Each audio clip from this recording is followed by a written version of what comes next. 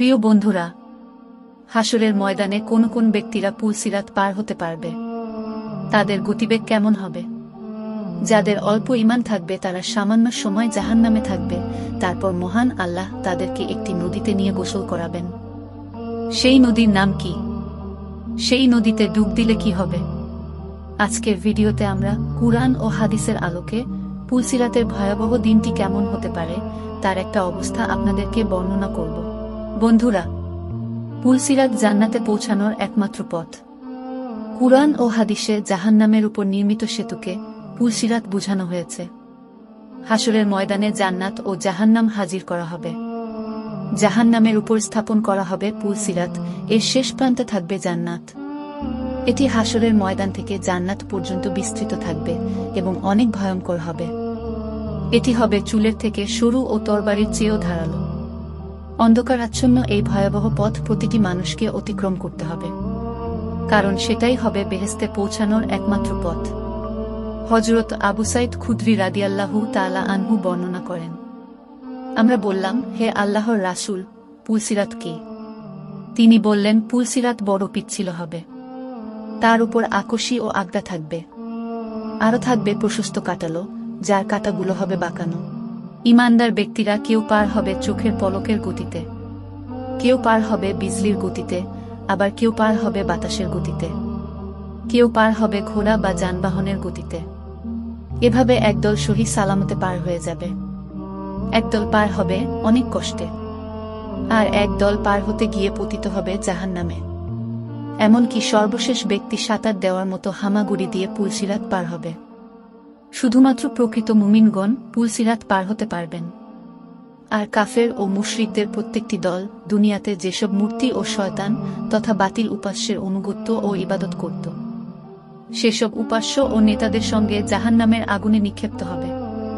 এ সম্পর্কে কুরআনে মহান আল্লাহ ঘোষণা করেন, তোমাদের মধ্যে এমন কেউ নেই যে তথায় পৌঁছাবে না, এটা আপনার রবের সুনিশ্চিত সিদ্ধান্ত। অতঃপর আমি পরহেজগারদের মুক্তি দেব, আর জালিমদেরকে সেখানে নতজানু অবস্থায় ছেড়ে দেব।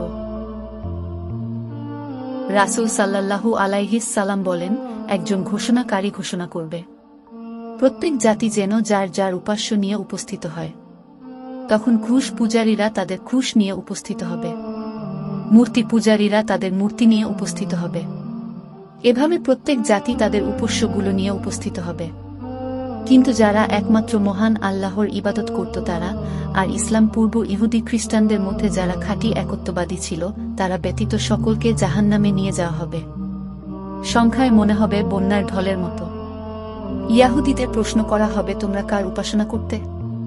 তারা বলবে, আমরা আল্লাহর পুত্র উজাইরের উপাসনা করতাম। তাদের বলা হবে, তোমরা মিথ্যা বলেছ, আল্লাহর কোনো স্ত্রী পুত্র নেই। তাদের জিজ্ঞাসা করা হবে, এখন তোমরা কি চাও? তারা বলবে, আমরা পানি পান করতে চাই। তাদের বলা হবে, ঠিক আছে, পান করো। তারপর তারা জাহান্নামে পতিত হবে। এরপর খ্রিস্টানদের জিজ্ঞেস করা হবে, তোমরা কার উপাসনা করতে?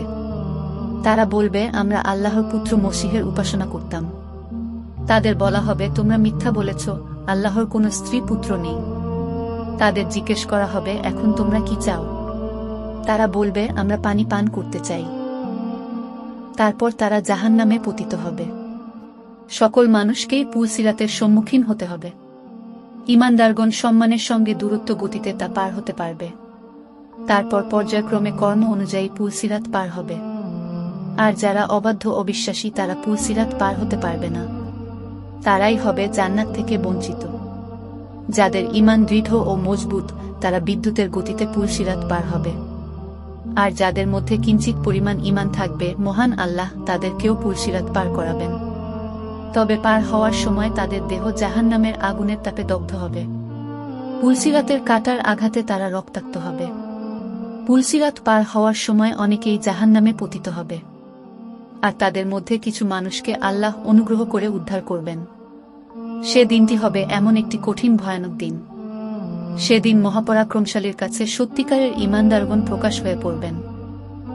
যখন ঈমানদারগণ দেখবে যে তারা নিজেরা মুক্তি পেয়েছে, কিন্তু নিজেদের অনেক সঙ্গী সাথী জাহান্নামে পতিত হয়েছে, তখন তারা বলবে, হে আমাদের প্রতিপালক, আমাদের এই ভাইয়েরা আমাদের সাথে সালাত পড়েছে, আমাদের সাথে রোজা রেখেছে, আমাদের সাথে অন্যান্য নেক আমল করেছে।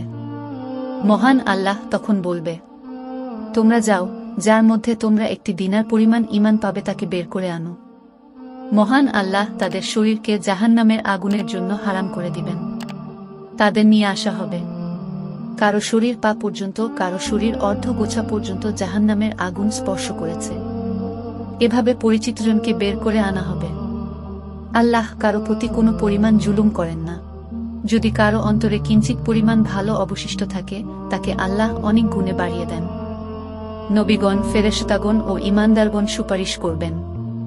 এরপর মহাপরাক্রমশালী মহান আল্লাহ বলবেন, আমার সুপারিশ বাকি আছে। তিনি জাহান্নাম থেকে অগ্নিদগ্ধ এক মুষ্টিকে বের করে আনবেন। তাদের জান্নাতের সম্মুখে একটি নদীতে ছেড়ে দিবেন। এই নদীটির নাম মাউল হায়াত বা জীবন নদী। সেখানে তারা নতুনভাবে গঠিত হবে, যেমনভাবে নতুন পলি পেয়ে উদ্ভিদ অঙ্কুরিত হয়। যেমনটি তোমরা দেখে থাকো, রোদ লাগা বৃক্ষরাজি সবুজ হয়, আর রোদের আড়ালে থাকা বৃক্ষরাজি সাদা হয়ে যায়। অতঃপর এই নদী থেকে বের হয়ে আসবে হীরার মতো উজ্জ্বল হয়ে। তাদের গলদেশে সিলমোহর করে দেওয়া হবে এবং তারা জান্নাতে প্রবেশ করবে। তখন জান্নাতবাসীরা বলবে, এরা হলো দয়াময় আল্লাহর পক্ষ থেকে মুক্তিপ্রাপ্ত।